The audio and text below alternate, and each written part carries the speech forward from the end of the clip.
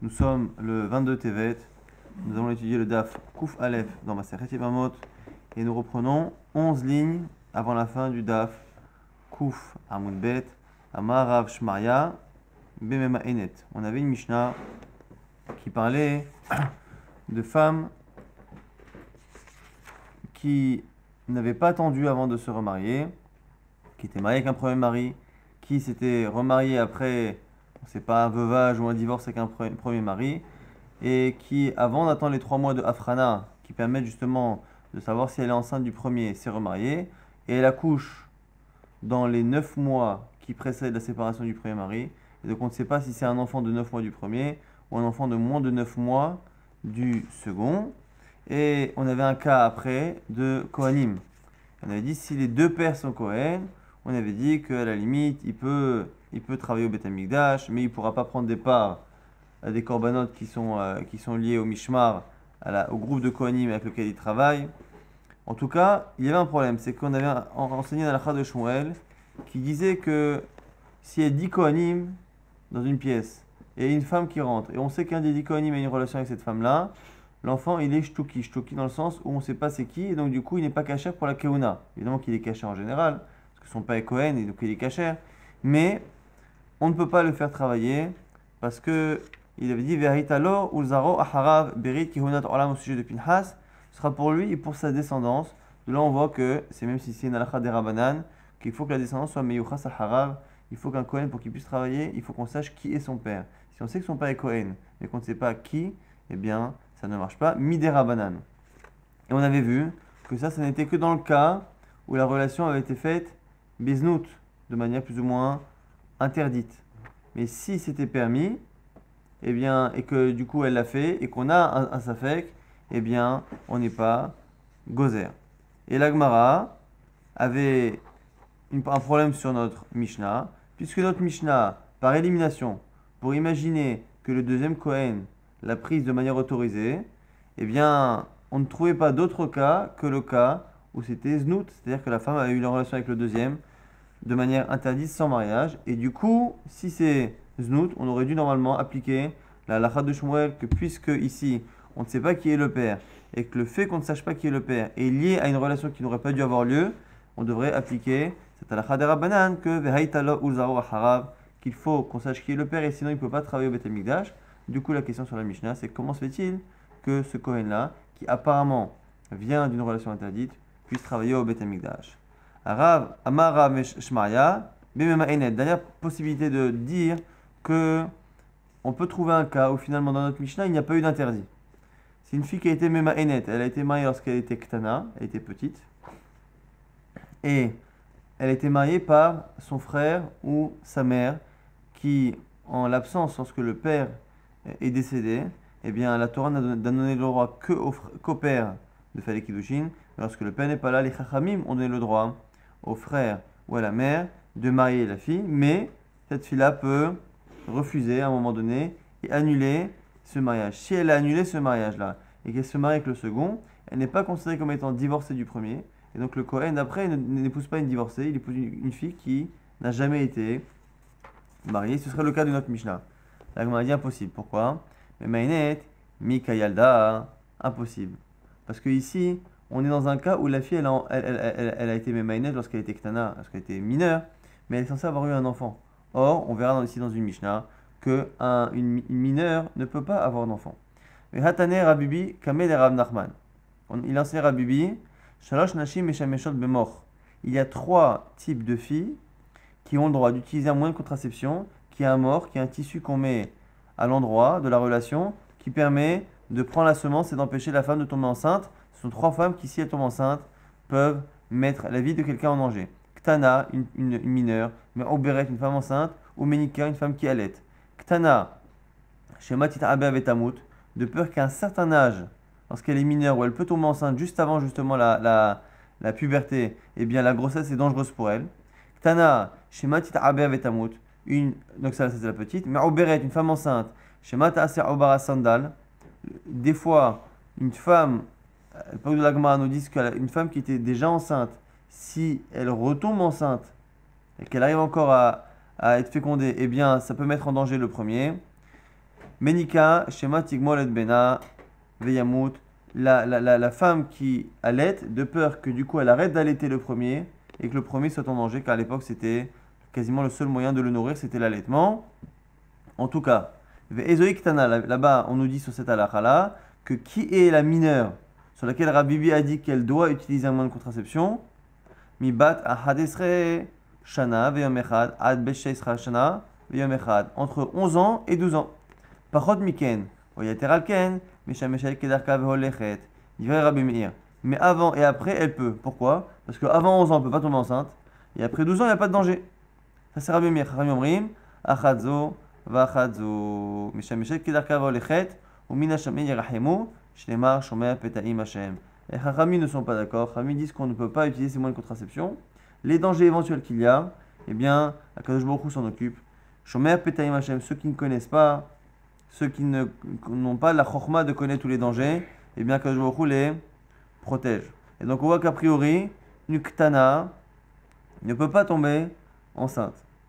Soit parce qu'elle met un mort entre 11 et 12 ans, soit avant, parce qu'elle ne peut pas tomber enceinte. Donc, du coup, le fait de dire que la Mishnah parle d'une Memaenet, ça n'est pas possible. Agmara dit Mishkachatla, Bekidouche Tarot.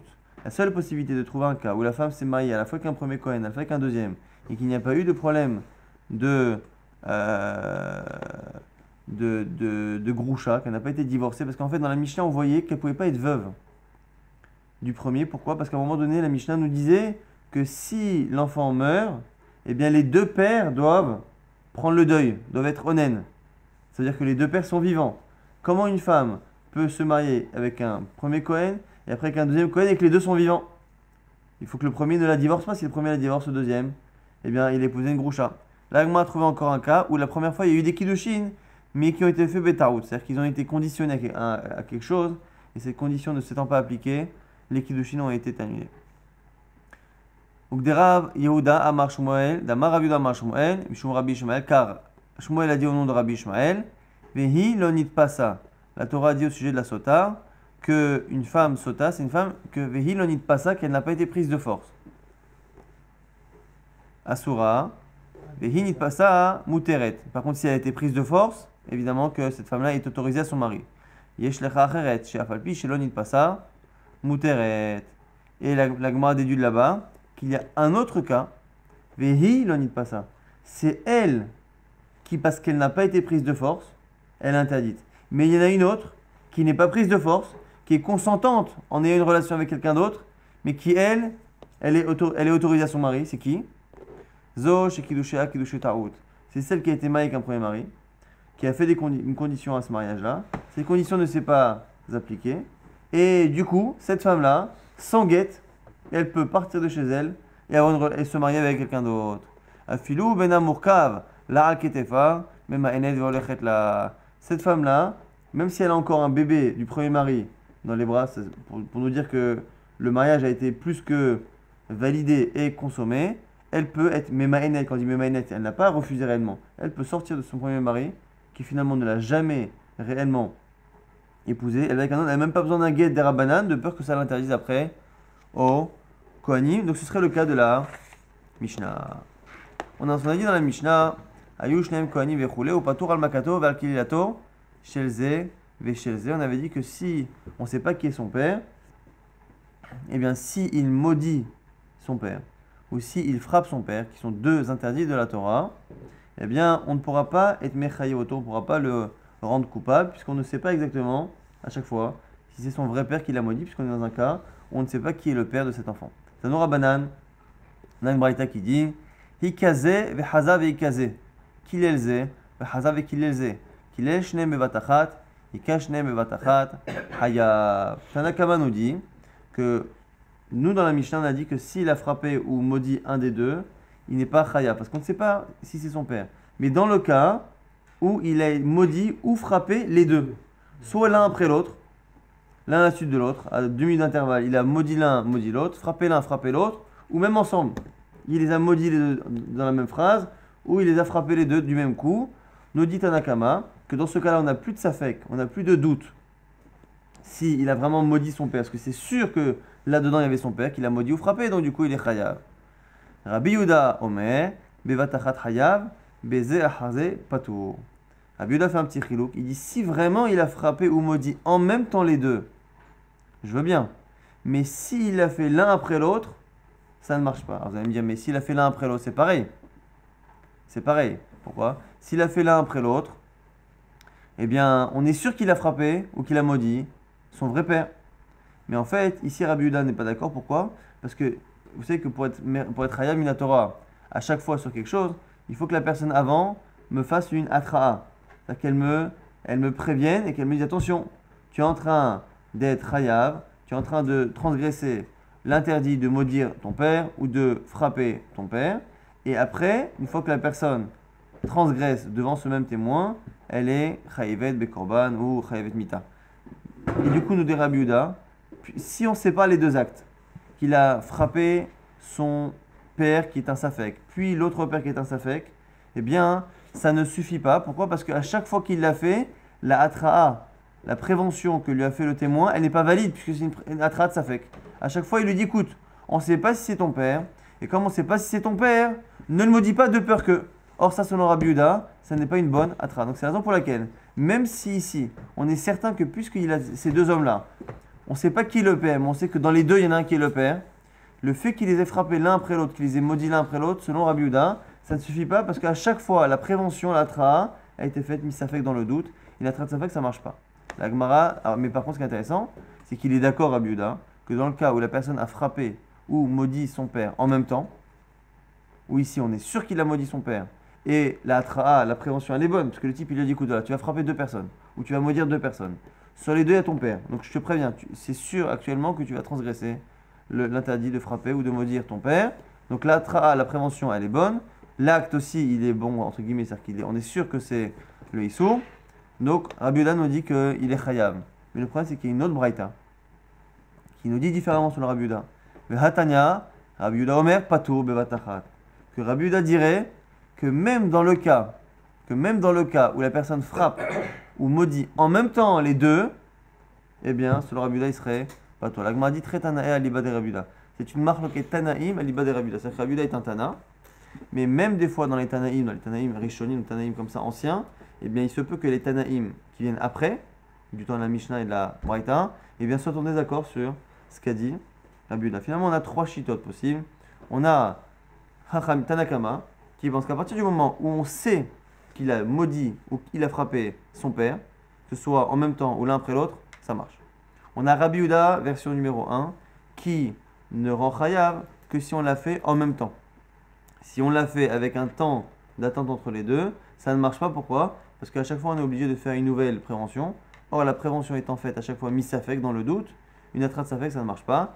Et le dernier Rabbi Yehuda, qui, que ce soit en même temps ou séparément, dit qu'on n'est pas chayav. Et du coup, la Gemara a du mal à comprendre cette dernière version de Rabbi Yehuda. Pourquoi selon Rabbi Yehuda, celui qui maudirait en une phrase son père, en incluant quelqu'un d'autre qui n'est pas son père, on ne sait pas qui est le père. Finalement, quel est le problème? On dit Maïtama Dama Deman Nepata. Quelle est la raison de celui qui pense que Rabbi Yehuda dispense du korban même lorsque ça s'est fait en même temps? Amar Rabbi Chanina Neemar Bracha Lemata Venemar Bracha Lemala. Alors, très souvent, lorsqu'on parle de klala, de malédiction, surtout lorsqu'on parle par rapport à Hachem, on n'appelle pas ça klala, malédiction, on parle ça de bracha. Lorsqu'on veut parler à chaque fois de celui qui maudit Hachem, on dit celui qui bénit Hachem. On ne veut pas prononcer le verbe maudire avec le COD Hachem. On préfère dire bénir. Donc du coup ici, il ne faut pas s'étonner si on parle ici de bracha. On a parlé de bracha, donc de malédiction, au sujet de l'homme, son père et sa mère. Et c'est aussi marqué, la malédiction, mais ici la bracha on va dire, au sujet d'Akadosh Baruch Hu.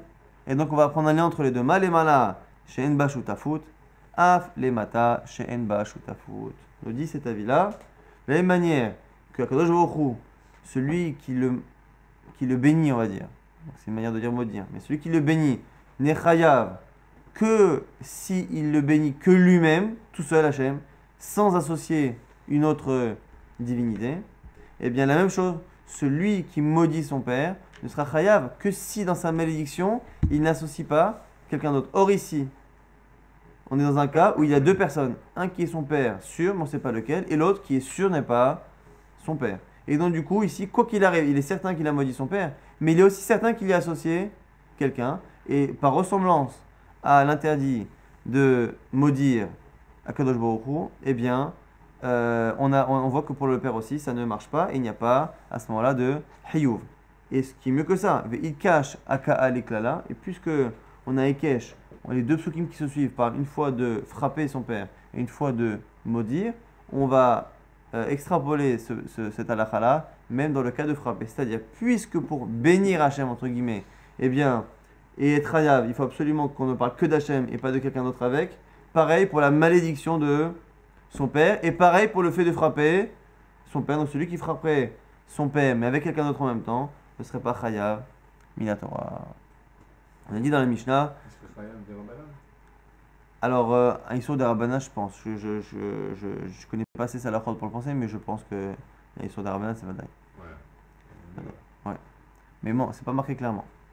Dans la Mishnah, on avait dit celui qui est le père d'un Kohen, le fils d'un Kohen, on ne sait pas lequel. La femme s'est mariée avec un premier Kohen, après, mais elle s'est rendue compte que le premier mariage n'était pas bon, et elle s'est mariée avec un deuxième, sans attendre les 3 mois. Eh bien, on ne sait pas qui est le père. On avait dit, il peut travailler en tant que Kohen pour le Mishmar. Il y avait des gardes de Kohanim qui s'alternaient au Beth Amikdash. Il peut aller avec le Mishmar du premier père, éventuel, ou du deuxième. La Gemara dit, la Gemara pose une question. Elle dit, mais puisque dans la suite de la Mishnah, on dit qu'il n'est pas Mechalek, c'est-à-dire qu'il ne peut pas prendre une part dans les parts des Kohanim. Chaque Mishmar, chaque groupe de Kohanim, il y a des groupes de famille, chaque groupe de famille travaille à un moment donné et ils ont une part des Korbanot à ce moment-là. On va voir dans la suite que puisque il ne peut pas prouver qu'il fait partie de l'un ou de l'autre, c'est comme dans un héritage. Lorsqu'un fils il ne sait pas de quelle famille il est, il ne sait pas de quel père il est, il ne peut pas prendre l'héritage ni de l'un ni de l'autre. Pourquoi? Parce que chaque famille va dire, attends, qui me dit que tu es notre frère? Prouve-moi. Tu veux sortir quelque chose de chez moi, ça doit te prouver que tu es notre frère. Là c'est pareil. Chacune des gardes de Kohanim peut lui dire, maintenant pourquoi veux-tu prendre de chez nous alors qu'on ne sait pas bien si tu es de notre groupe, de notre famille. Et donc du coup la Gemara dit, mais puisqu'il ne peut pas prendre de part, pourquoi il monte travailler? Ça c'est la question de la Gemara. Et la Gemara ne comprend pas la question. Il dit quoi? La Marolé, pourquoi il monte? Mais parce qu'il a envie. Peut-être que le Kohen veut faire une mitzvah. Donc, la Gemara, cette question-là, elle a déjà été formulée, connue, et du coup, c'est impossible que la question soit pourquoi il monte. Parce que pourquoi il monte, c'est évident. Même si un type, il ne prend pas de part dans les korbanot, il peut avoir envie de travailler. Donc, là, on va dire, non, sûrement que la question qui a été posée, c'est pas pourquoi il monte, c'est pourquoi on sous-entend dans la Mishnah qu'il est obligé de monter. Et là, ala lokatane, et là, rolé, c'est marqué au présent, rolé, ça sous-entend ba'al kocho, même contre sa volonté. Et puisqu'il ne peut pas avoir de part, et que du coup, il n'a pas le bénéfice, et entre guillemets le salaire de la avoda, pourquoi le forcer à monter, faire la avoda? Amar Rav Achabar Hanina Amar Abaye Amar Rabbi Assi Amar Rabbi Yochanan Mishum Gam Mishpaha. On a dit au nom de Rabbi Yochanan qu'effectivement dans la Mishnah on a dit olé au présent pour le forcer, de peur qu'en fait on l'associe à une des familles et que le fait qu'il ne travaille pas au Beth Amikdash, on dise de la famille, ah tiens, ceux-là ils ont un pasoul dans la famille. Ils ont un Kohen qui est halal, puisque nous on pense que ce type-là c'est le fils de l'autre. Les gens ne vont pas penser que c'est parce qu'il ne sait pas de quel groupe il appartient et qu'il ne peut pas avoir de part dans les korbanot. Les gens ils diront non, c'est de la famille d'un tel. Et s'il ne monte pas, c'est qu'il est halal. Mais s'il est halal, c'est-à-dire que son frère aussi, ça va commencer à faire des histoires. Maintenant on revient justement. On avait dit dans la Mishnah que, a priori, il ne prend pas de part dans le Mishmar, dans le groupe des Kohanim. Maintenant la Mishnah nous a dit que par contre, si les deux pères éventuels, on a un premier mari qui finalement n'a pas été son mari parce que les Kiddushin n'ont pas été chal, après un deuxième mari, si les deux font partie du même Mishmar, du groupe de Kohanim qui travaillent en même temps, du coup celui-ci, la Mishnah nous dit, non seulement il peut travailler avec ce Mishmar, mais il peut même prendre un chelek, une part, dans les korbanot. Pourquoi? Parce que quoi qu'il arrive, il est de ce Mishmar, il est de ce groupe de Kohanim. Ce groupe-là de Kohanim ne peut pas dire non, on ne sait pas de qui tu es, qu'il soit du père X ou Y. X ou Y sont dans le même Mishmar, donc c'est sûr qu'il a une part ici. Mishmar echad, notel chelek echad. La Gemara m'a dit machna, shne mishmarot delo de azil, les hamishmera ou matroule, et azil hamishmera ou matroule. La Gemara dit mais je comprends pas. Pourquoi lorsque les deux pères sont de deux mishmarot, de deux groupes de kohanim différents, pourquoi ça marche pas? On a dit parce que chaque groupe le rejette et peut lui dire, au niveau de din, peut lui dire techniquement, écoute, tu n'as pas à demander une part de chez nous, puisque tu ne sais pas Birklal, si tu n'es pas l'autre, t'as qu'à demander à l'autre. La Gemara dit, mais c'est pareil ici, Mishmar Echanami, Azil Haïbet Av, ou Matroulé, Vazil Haïbet Av, ou Matroulé, pareil, dans le Mishmar, il y a aussi des Beit Av, il y a des familles. Et dans la famille, chaque famille a une part. C'est-à-dire qu'il n'y a pas une part générale du Mishmar, il y a des parts de Beit Av de famille. Donc la Gemara est obligée de répondre à Marav Papa. Achikama, imayushne Mishmar Echad, ou Beit Av Echad, notel Halek Echad. Il faut dire que les deux pères éventuels étaient à la fois du même Mishmar, mais en même temps du même Beit Av, de la même grande famille de Kohanim, ce qui fait que réellement, c'est la seule raison pour laquelle il peut être notel Halek Echad. Adran alach, nos'in ala nusa. On a terminé le perek nosim ala nusa et on commence le perek mitzvat chalitza.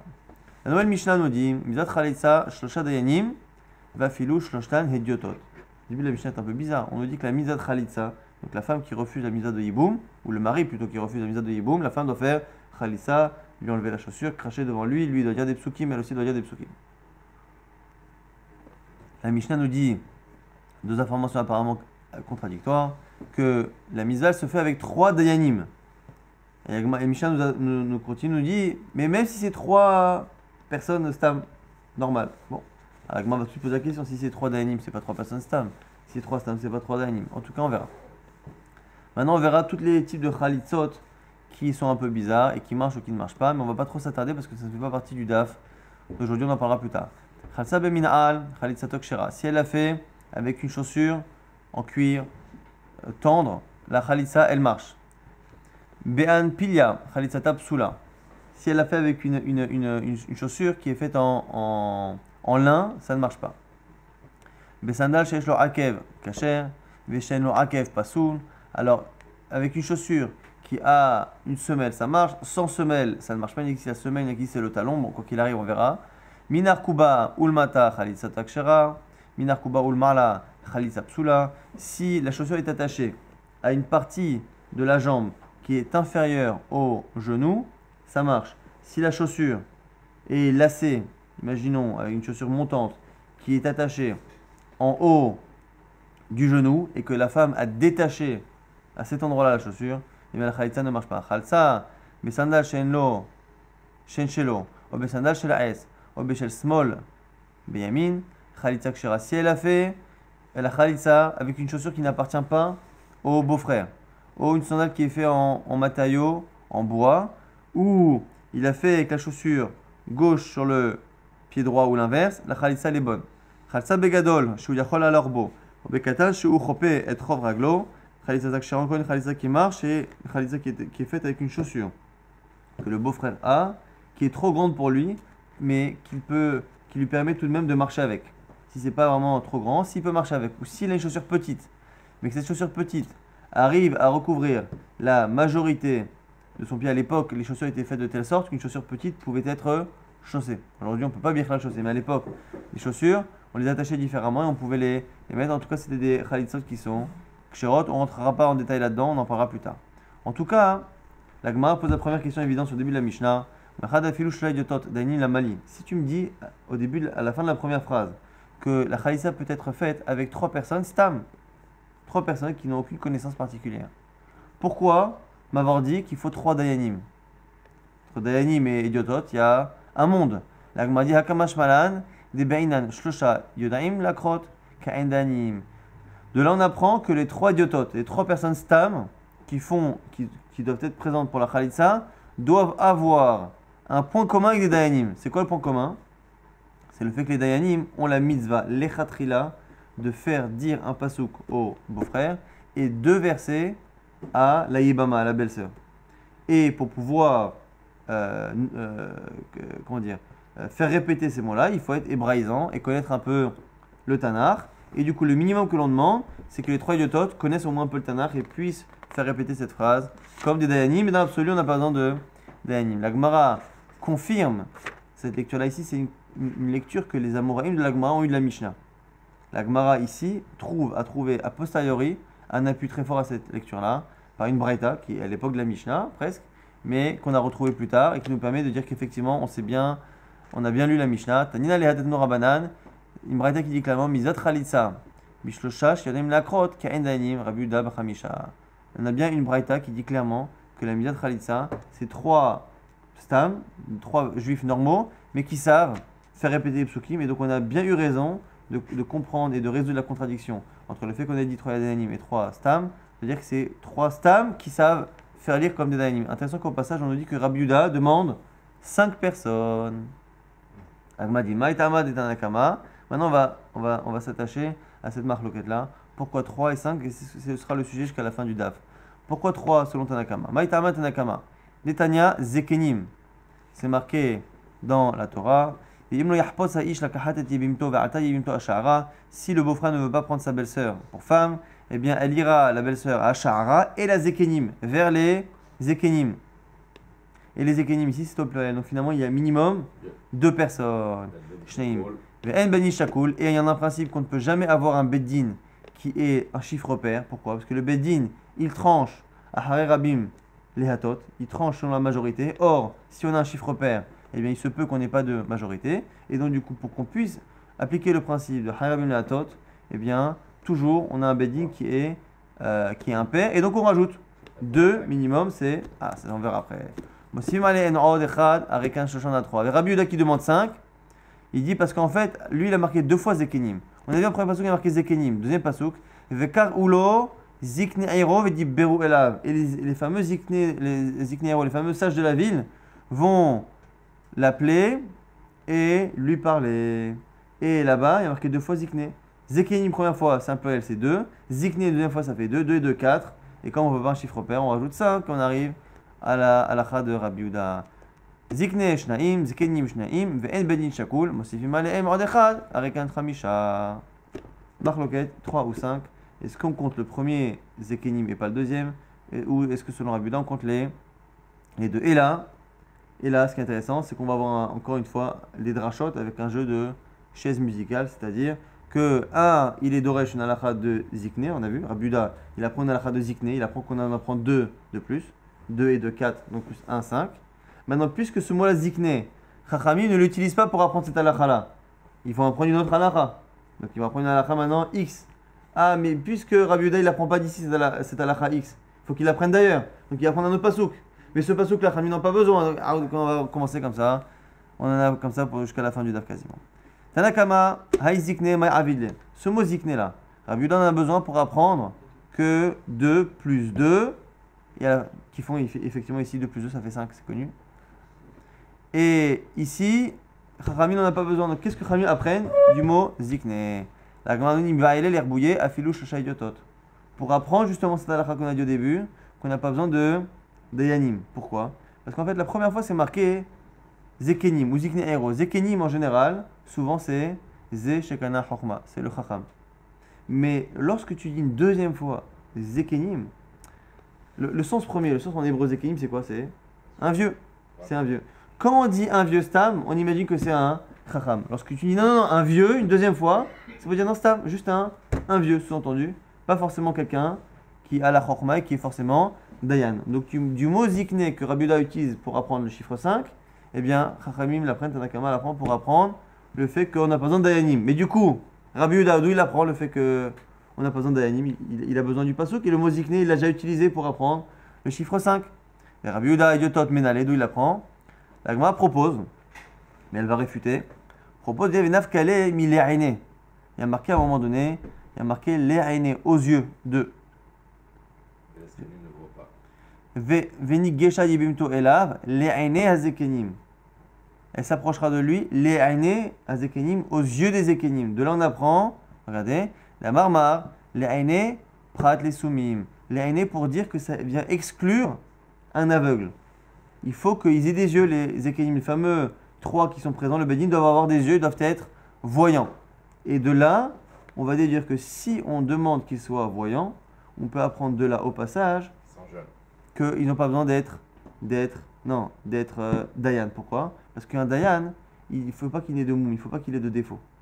Et donc, on verra tout de suite que Rav Yosef, qui lui-même a terminé sa vie en étant aveugle, eh bien, il ne doit pas avoir de défaut. Un dayan ne peut pas être aveugle.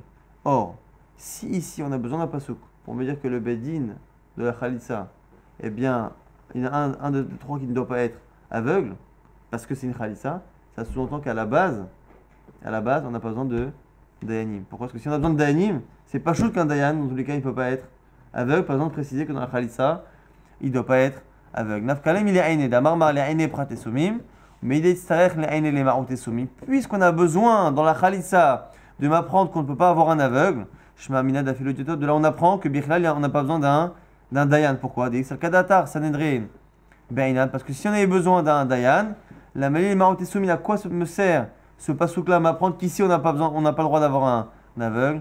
Mide Taner Rav Yosef Nafka, puisque Rav Yosef nous l'a déjà dit, Taner Rav Yosef, que Shem Shebedin Menukim Betsedek, car Bedin Menukim Mikolmu. De la même manière que le Bedin, au niveau de la justice et la Yashrut doit être nickel, pareil au niveau physique, ils doivent être complètement intègres et sans défaut. Shneimar, Kula Yafar Ayati, Umum Enbar. Tu es entièrement belle. Umum Enbar et tu n'as pas de défaut. C'est une asmarta pour nous apprendre que le Dayan ne doit pas avoir de défaut. Du coup, selon Rabbi Yehuda, on l'apprendrait de là-bas. Puisqu'on a inversé pour me dire que l'aveugle ne peut pas faire la khalid, ne peut pas assister à la khalitsa, ça sous-entend que si ce n'était la khalitsa, si ce n'était ce pasouk-là, il aurait pu être là. S'il aurait pu être là, ça veut dire qu'on n'a pas besoin d'un Dayan. Alors du coup, la Gemara dit Ve'idach, Haoule aine maya avile. Maintenant, Tanakama, qu'est-ce qu'il fait de ce verset-là? Haoule gderava. Hudeata dama rava tsriche daane le mehzeroka de kanafik mipuma de ibama dirtiv la aine zekeni veyarka. Qu'est-ce qu'ils apprennent? Les aine nous apprend Rava une autre halakha que lorsque la yebama crache devant le beau-père, eh bien les zekeni, les fameux trois idiototes qui sont présents, le beddin là, eh bien ils doivent assister, ils doivent voir la femme cracher. Ils doivent assister comme dans les kiddushin, on doit voir dans la bague, et bien ici, on doit assister au moment où la femme, elle crache, c'est pour ça qu'il est marqué les aînés. La Gemara dit Veidachnami, Mivaïle Legderava, Inachinami. La Gemara, du coup, maintenant, elle dit, mais attends, et Rabbi Yehuda, comment il fait? La Gemara, elle repousse complètement. Finalement, Rabbi Yehuda, lui aussi, il est d'accord. Que les aînés, aux yeux des Ekenim, c'est pour apprendre que le Beddin doit voir le crachat. Ce qui veut dire que du coup, on reste avec la question. Encore une fois, puisque le deuxième fois, il y a marqué zikne, les vieux. Selon Tanakama, ça vient apprendre que, bon, n'importe quel vieux. Maintenant, d'où Rabbi Yehuda, qui utilise ce mot zikne pour apprendre le chiffre 5, d'où Rabbi Yehuda, c'est la question maintenant qui revient à 0, d'où Rabbi Yehuda trouve le fait qu'on n'a pas besoin de Dayanim, on a besoin de n'importe quel Israël. Inachin, Inachinami, Veladioton Menale, Nafka mi Be Israël. Il y a marqué qu'il refuse, les Hakim, les Achiv, Shem Be Israël, il refuse de faire un nom à son frère, Be Israël. Be Israël, même si là-bas le sujet c'est que lui ne veut pas faire ça dans l'armée Israël, Be Israël pour m'apprendre que ce qu'il fait, il peut le faire en présence de Israël Stam. C'est quoi Israël Stam? C'est les gens qui ne sont pas Dayanim. Israël Koldehu. Alors la Gemara dit bon, voilà, si Rabbi Yehuda, il a besoin de ce mot Israël pour apprendre une halakha, non, Tanakama, Chachami pense quoi? Qu'est-ce qu'ils apprennent de là-bas? Veidar, Haï Be Israël Maya Avile. Ibaïle l'Irdetane, Rav Shmuel Bar Yehuda Israël, Bevedin shel Israël, Velo Bevedin shel Gerim. Il apprend une autre halakha Tanakama. Que quoi? Que la khalissa ne peut être faite que par un beddin qui est fait de juifs de souche et non pas de juifs convertis. Donc je reprends. On a le premier Zekenim qui m'apprend qu'il faut 2 personnes. Le deuxième mot Zekenim qui est marqué Zikne, selon Chachamim, c'est venu m'apprendre que n'importe quel Israël. Et Rabbi Yehuda, n'importe quel Israël, il est obligé de l'apprendre d'ailleurs. Puisque ce mot Zikne, il l'utilise pour apprendre le chiffre 5. Il apprend du fait qu'il y a marqué Be Israël. Be Israël, on peut le faire avec n'importe quel Israël. Ah, et donc Tanakama, qui n'a pas besoin d'apprendre cette halakha là-bas, qu'est-ce qu'il apprend de Be Israël? Que on n'a pas le droit d'avoir un Beddin qui est fait de convertis. Ah, mais du coup, cette halakha là qu'on n'a pas le droit d'un Beddin de converti. Rabbi Yehuda, il l'apprend d'où? Donc c'est encore le même raisonnement. Veidar, Be Israël, Acharin active. C'est parce qu'il est marqué une deuxième fois Israël. Il y a un autre passage qui a marqué Be Israël. Un premier Be Israël pour m'apprendre que j'ai pas besoin d'Ayanim. Un deuxième Be Israël pour m'apprendre qu'il faut que ce soit des juifs de souche et non pas des convertis. Alors du coup, le deuxième Be Israël, à quoi il sert pour Tanakama? Veidar. Vibaïle l'Irdetania Rav Yehuda. Par Machat Einu Yoshim Lifne Rabbi Tarfon. Et un jour, on est monté et on était à côté de Rabbi Tarfon et il y a une Ibama qui est venu faire le hiboum. et qu'il y avait un beddin, mais à côté du beddin, il y avait d'autres personnes. Et lorsque la femme elle a fait la khalitsa, Rabbi Tarfon il a dit à tous ceux qui étaient présents, mais qui ne faisaient pas partie du beddin, il a dit répète avec nous, Halus Na'al. Il faut l'appeler Halus Na'al, il faut que cette maison-là s'appelle Halus Na'al, l'endroit où on a fait la khalitsa avec la chaussure. De là, on apprend quoi? Qu'en dehors des personnes qui composent le beddin, ceux qui sont présents au moment de la khalitsa, mais qui ne font pas partie du beddin, doivent eux aussi dire Halus Na'al. Cette halakha-là, on l'apprend selon Chachamim. Du deuxième fois, il y a marqué Bé-Israël. Une première fois, Bé-Israël, c'est pour m'apprendre qu'il faut un beddin de juifs et non pas un beddin de juifs de souche et non pas un beddin de convertis. Et le deuxième Bé-Israël, c'est pour m'apprendre qu'on doit dire Halutzan Na'al. Alors, ça, et d'où il apprend Rabbi Yehuda, et ça va être la fin de ce jeu des chaises musicales. Veidar, mi venikra. Il y a marqué Venikra Shemo Bé-Israël, Bet Halutzan Na'al. Venikra, il sera appelé, de là on apprend il sera appelé, qu'il faut que tout le monde le dise, et qu'il n'y a que, ici c'est pas évident. Comment ça se termine ce jeu de chaises musicales? Il y a toujours un décalage.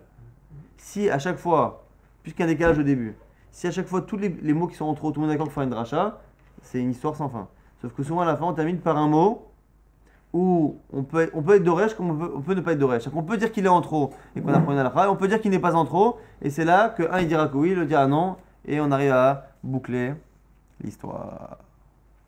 En tout cas, ce qui est intéressant, c'est qu'on a une marloquette, Rabbi Yehuda, Chachamim. On ne peut pas se rappeler de toutes les drachot, mais en tout cas, tout le monde est d'accord sur la halachot. Ce qui est intéressant, c'est que tout le monde est d'accord que voilà, il faut un beddin de juifs de souche pas de convertis. Tout le monde est d'accord qu'il faut que tous ceux qui sont présents disent la chose devant. Tout le monde est d'accord qu'il faut que ce soit d'Israël et pas forcément d'Anim. Seule marloquette qui existe finalement, c'est 3 ou 5.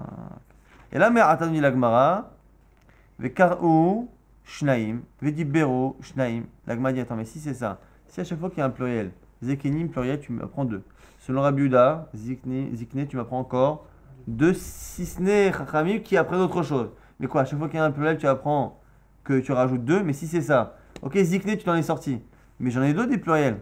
Vekar Ulo, ils l'appelleront. Vedi Beru Elav, et ils lui parleront au beau-frère. C'est à chaque fois des pluriels. Donc quoi? Donc selon Chachamim, on était à 3. 3 plus 2 de Vekar U, 5. Plus 2 de Diberu Elav, ça fait 7.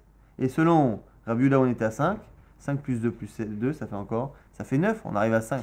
Les Rabbi Yehuda, Arekan Tisha, ou le Rabbanan, Arekan Shiva, on a 7 et 9, c'est impossible. Ah oui, bah, elle est l'air d'Etania. Elle dit non. Les pluriels, on est d'Oresh lorsqu'on n'a rien d'autre à être d'Oresh. Mais là, ici, il y a d'autres choses à apprendre. C'est quoi? Vekar Ulo, Velo Shlucham. Lorsqu'on dit que le Beddin doit appeler le beau-frère pour justement lui dire est-ce que tu es sûr que tu ne veux pas faire le hiboum, il est bien marqué Vekar Ulo, on doit l'appeler. En général, on a un principe que toute mitzvah, je peux la faire avec un shaliach, avec un envoyé à ma place. Ok?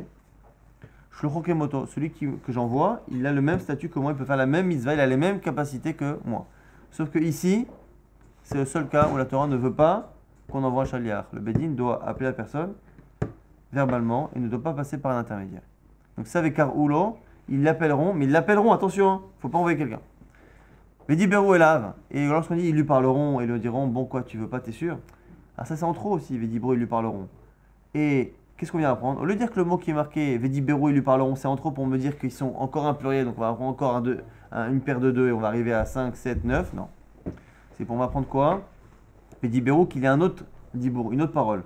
Il y a la parole classique qui lui dit dis-moi, tu es sûr que tu ne veux pas faire? Et il y a une parole qui est Afoura, que des fois il veut faire le hiboum et des fois on lui dit non, ne fais pas. C'est quoi? On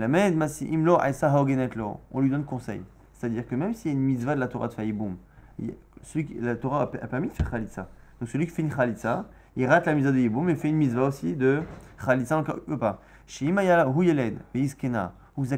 Dans le cas où lui est un jeune, son grand frère qui est décédé, il avait 40 ans. Sa femme, elle en avait 35, et lui, c'est un gosse de 13 ans. Qu'est-ce que tu vas faire à 13 ans avec une femme de 35 ans? Alors effectivement, c'est bien, tu veux faire la mitzvah, mais on donne un conseil à cet enfant de ne pas se lancer dans un mariage comme ça, ou l'inverse. Des fois, c'est l'inverse.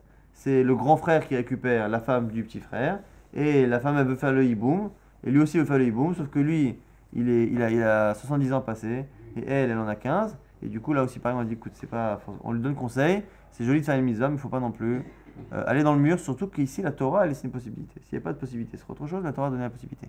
Omrimlo, malecha etzel yalda, malecha etzel zekena, Kaler et celle chez Kemotra, qu'est-ce que tu vas faire avec cette jeune, avec ce vieux, ou avec cette vieille? Va avec quelqu'un qui te ressemble. Et ne rentre pas de dispute à la maison. La meilleure manière d'avoir des disputes à la maison, c'est de commencer par un mariage bancal. Amar Rava, Amar Rav Nachman, Alacha, Chalisa Beshlosha, Noil Vesatamla Tana Kevate. La Gemara nous dit, on est marloquet Tanakama Rav Yehuda. Donc Tanakama, c'est l'avis anonyme dans la Mishnah. Et après, Rav Yehuda qui dit 5. Rav Nachman nous dit que l'alacha, elle est comme, qu'il faut 3 et pas 5. Pourquoi? Parce que l'avis qui a dit 3, c'est l'avis anonyme. La Gemara dit quoi? Dès que c'est anonyme, l'alacha, elle est comme lui. Elle dit Amalé Rav Nachman, Yachi Mi'unami. Mi'un, c'est pareil, Mi'un, c'est encore une fois, c'est le refus qu'une fille qui a été mariée mineure par son frère ou sa mère, qui n'est un mariage qui n'est valide que par les sages, et donc les sages ont permis à cette fille-là de refuser. Ce refus-là, on a une marloquette, devant combien de personnes il doit être fait? Mi'unami ditnan, Ameun, Vachalitsa, Shlosha. Il y a marqué une Mishnah qui dit quoi? Qu'une fille qui refuse le mariage que sa mère ou son frère a fait, ou la Khalitsa, ça se fait devant 3 personnes. Et là, c'est un avis qui est anonyme. Donc selon toi, c'est anonyme, la halakha devrait être comme ça que Mi'un, il faut 3. Or, on a un problème, c'est quoi? On a une braïta, Vehatanya, Mi'un bet shamay omrim bedin, mumchin. Bet hilal omrim bedin, veshelo bedin. Machloket déjà bet hilal bet shamay. Est-ce que le Mi'un que la fille doit faire doit être fait devant un bedin de gens connaisseurs ou pas? C'est quoi le miroir? Mi'un, c'est lorsque la fille elle a été mariée petite par son frère ou par sa mère. Minatora, ça ne marche pas. Minarabanan, ça marche. Mais on laisse la possibilité à la femme d'annuler complètement. Après coup. Elou et Elou Modim, chez Tsaïr Shlocha, en tout cas les deux, Bethil et Beth Shammai, que ce soit des gens compétents ou pas, ils demandent 3 personnes. Rabbi Yossé, Rabbi Yuda, Rabbi Lazar, Rabbi Yossé. On a ici 2 autres Tanaïm qui disent quoi? Que le Mi'un marche Sherin Bishnaim, ça marche avec 2. Amar Rabbi Yosef, Bar Minyomi. Amar Rav Nachman, Rav Nachman, Alacha Keoto Azouk. L'Alacha est comme le dernier couple, c'est-à-dire que l'Alacha est que 2. Donc Rav Nachman aurait dit que dans Mi'un, il faut 2, c'est suffisant. Or, Rav Nachman a dit par ailleurs que dès qu'on a une Mishnah qui est anonyme, l'Alacha est comme elle. Or la Mishnah anonyme, elle dit 3 dans Mi'un. Et c'est le même Rav Nachman qui a dit ce là. Donc on a une contradiction dans Rav Nachman. La Gemara répond et dit il y a peut-être des différences entre le nombre de fois où on a cette halakha qui est enseignée de manière anonyme. Atam, Khatstama, Ve'acha, Trestame. Peut-être que Rav Nachman il a dit ça dans Khalitsa parce qu'il y a 2 enseignements où c'est marqué qu'il faut 3 de manière anonyme. Et quand c'est marqué 2 fois dans 2 enseignements différents de manière anonyme, c'est là où l'halakha est comme ça. Peut-être pas que dans le cas où il y a marqué que une seule fois c'est l'halakha de manière anonyme, même si la Gemara va rejeter finalement ce genre de raisonnement. La Gemara dit Atamnami, Trestamenin, ou la Gemara dit mais c'est pas vrai. Même dans le Mi'un, tu as 2 enseignements où c'est marqué de manière anonyme. Nan, mi'ana ou khalitsa befana yisa'ena mipne chez Obedin. Encore une autre Mishnah qui dit que si elle a fait la khalitsa devant lui, elle pourra l'épouser parce que c'est un Bedin. Moi je crois que c'est un Bedin, il faut 3. Donc on a encore une autre Mishnah qui dit que dans Mi'un, Stam, il faut 3. Donc on a bien 2 Mishnayot anonymes qui disent qu'il faut 3. Et donc du coup la halakha devrait être comme ça. Et la Hatam, Trestame, Achat la Tastame. La Gemara propose encore une fois ce genre de raisonnement. Elle dit non. Dans le cas de Mi'un, il y a marqué 2 fois qu'il faut 3 de manière anonyme. Mais dans la cas de Khalitsa, il y a marqué 3 fois. Il y a 3 Mishnayot sur Khalitsa anonymes qui disent qu'il faut 3. Et donc du coup, peut-être que Rav Nachman aurait dit que la halakha elle est comme ça que parce qu'il y a marqué 3 fois de manière anonyme et pas 2 fois ni une fois. La Gemara dit mais non. Mirde Hastama ve Hastama, Mali Khatstam, Mali Trestame, Mali Tlata. La Gemara dit elle refuse cette logique-là qu'on a essayé de faire en disant que l'essentiel, c'est qu'on a un enseignement qui est marqué de manière anonyme et pas au nom d'un Tana. Lorsqu'il est marqué au nom d'un Tana, c'est une manière de dire lui pense comme ça et pas forcément nous. Lorsqu'on dit une halakha de manière anonyme, ça veut dire que la halakha elle est comme ça. Cette logique-là de dire que le fait de dire de manière anonyme, ça montre que c'est la halakha, cette logique-là elle existe à partir de 1. Et ça n'a pas de sens de faire une différence entre 2 fois, 3 fois, 4 fois et 10 fois. À partir du moment où elle est anonyme, le choix d'avoir enseigné cette halakha de manière anonyme est une manière de dire que c'est une vérité halakhique. Là, Rav Nachman bar Yitzchak, il ustam bimakom mahloket. Non, ici c'est autre chose. C'est pourquoi? C'est parce qu'en fait, Rabbi Yehuda, qui a priori, lui n'est pas d'accord, regardez. Rabbi Yehuda, il a dit 5. On a une autre Mishnah où Rabbi Yehuda n'est pas d'accord sur une halakha. Ok? Et après, on va parler de Khalitsa et Rabbi Yehuda ne viendra pas être en désaccord. De là, on apprendra que Rabbi Yehuda, il a changé d'avis. Puisque dans une halakha où on donne l'avis de Rabbi Yehuda à chaque fois, quand on parle de Khalitsa, on ne le donne pas. De là, on sait qu'à un moment donné, il a changé. Regardez, Ditnan, Smichat Zekeni, Ba'igla Rufa, Bishlosha, dit Rabbi aussi. On a une halakha La smicha zekenim, lorsqu'ils font un korban les chachamim, par rapport à une halacha qu'ils ont enseignée, qui est fausse et qui a fait fauter le peuple, ou la régla roufa, eh bien ça se fait devant 3, selon Rabbi aussi. Rabbi Yuda Omer, Hamisha. Rabbi Yuda il pense que la smicha et la régla roufa doivent se faire devant 5. Donc lorsqu'il n'est pas d'accord Rabbi Yuda, qu'il ne faut pas 3, qu'il faut 5, il s'exprime.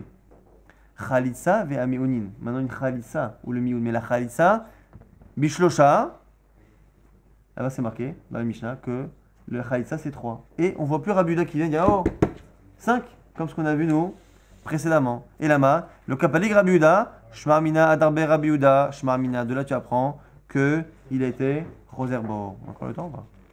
Alors très rapidement, Amar Avat Srichet Dayané le Mikbar d'Urta, Yativ Ata Yibimto Ashara, les Zekini a marqué que la Yibama elle ira à Sha'ara. Sha'ara c'est un endroit. Mais le He on dirait que c'est un endroit qui est connu. Hammakom à Sha'ara. De là on apprend qu'il faut fixer un endroit à l'avance pour faire la Khalitsa. Rafapa Ravuna, Bered Rav Yoshua Avder Ouda Bechamisha. Un jour Rafapa et Ravuna ils ont fait une Khalitsa à 5. L'Agma dit quoi Keman Ke Rabbi Yuda, Vehadarbe. L'Agma dit quoi c'est comme Rabbi Yuda. Mais c'est impossible de dire que c'est comme Rabbi Yuda parce que Rabbi Yuda il a changé d'avis lui-même. Donc il n'y a plus Rabbi Yuda. L'Agma dit non, les faire soumettre Milta. L'Agma dit non, en fait il fallait 3, mais ils ont pris un bedin de 5 pour que la chose se sache plus et qu'il y ait un col qui se fasse. Ravashi, on a encore des cas similaires. Ikla le Beravkana, Amale Salik, Mar le Gaban, et Maloui Bechamisha. Un jour, il y avait Ravashi qui était avec Ravkana, il lui dit viens, on monte, comme ça on va faire un bedin de 5. On est déjà 3, mais il nous faut 5. Ravkana, Avak Aimina Kame, Navula Vamali, Tassak, les Irza de Kane, Isarouf Bechamisha, Amroulo, la Mali Khamisha, Amrouleu, qui est écrit des Fersem. Il y a encore un autre cas similaire, et à chaque fois on a dit, c'est pour être Mefarsem, pour faire savoir la chose. Donc à chaque fois qu'on a des histoires, on a fait un bedin de 5, c'est pas pour ressusciter la vie de Rabbi Yuda qui n'existe plus, parce que Rabbi Yuda a changé d'avis, mais c'est bien pour faire un pirsum. Rav Shmuel Bar Yuda Avakame, de Rabbi Yuda, Amale, Sakta les Irza de Kane, Isarouf Bechamisha, Fersum Mita, encore la même chose, encore une histoire similaire. Amale Tanina Be Israël, Bevedin Israël, Velo Bevedin chez Guérim. Sauf que là, ici, il dit attends, tu veux m'amener, mais j'ai un problème. C'est qu'il y a marqué Be Israël, et Be Israël, on a dit, c'est qu'il faut que ce soit un Bedin de juifs de souche et non pas de convertis. Va'ana, Gerana, et moi je suis guerre. Intéressant qu'ici, on voit que le guerre, il empêche la Khalitsa, même s'il ne fait pas partie des 3 premiers nécessaires, mais qui fait partie des 2 qui ont été rajoutés pour faire pire. On aurait pu dire que puisque dans tous les cas, il y en a 3 à la base, et que ça qui est nécessaire, le fait que le 4 et le 5 ils soient guérim, ça pose pas de problème, Kamash Parim, que ça pose problème. Et demain on continuera de petits shvachim sur justement ces guérim.